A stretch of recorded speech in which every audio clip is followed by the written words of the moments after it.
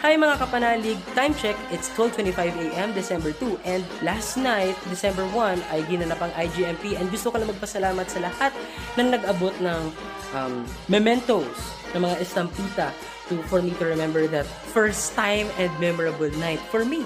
First time ko umattend ng IGMP or ng Intramuros Grand Marine Procession, and I am very grateful for those na nag-abot ng kanilang mga mementos na talagang magpapaalala sa akin ng aking memorable IGMP.